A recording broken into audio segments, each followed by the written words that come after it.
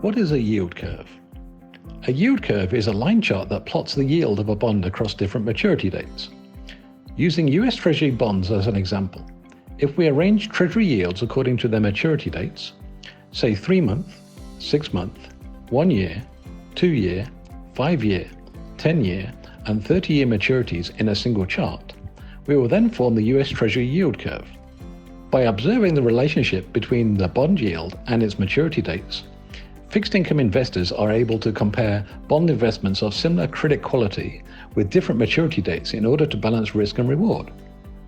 In addition, investors also use the shape of the Treasury yield curve to understand the state of the economic condition and market expectations in order to project future interest rates.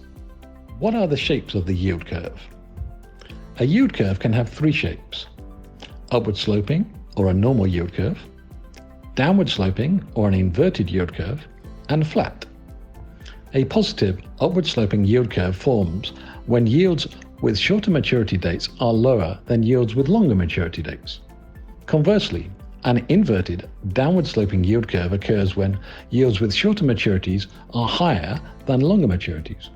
A flat yield curve results when yields for short-term and long-term maturities are roughly the same. Yield curve as an economic indicator. Investors observe the slope of the yield curve to predict where short-term interest rates will trend in the future.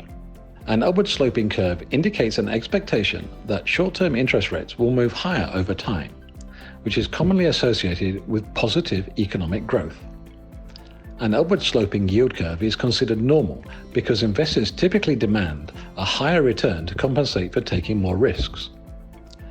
Longer-term bonds are exposed to greater risks, including changes in interest rates, an increased exposure to potential defaults, as well as a time value of money for investing for a longer horizon.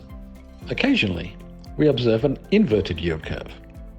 This forms when investors expect economic growth to slow, and that short-term interest rates are going to fall sharply at some point in the future. If an investor thinks that the economy is heading to a lower growth and that yields are trending down, they will tend to buy bonds with long maturities to lock in the prevailing yield and be compensated for falling interest rates. When more investors are buying long-term bonds, it will drive up bond prices, which then drives yields down. When the yields for long-term bonds fall enough, the yield curve will become inverted. Historically, inverted yield curves have been rare and are considered to be leading indicators of economic recessions. In reality, recessions usually cause interest rates to fall. Inverted yield curves are almost always followed by recessions.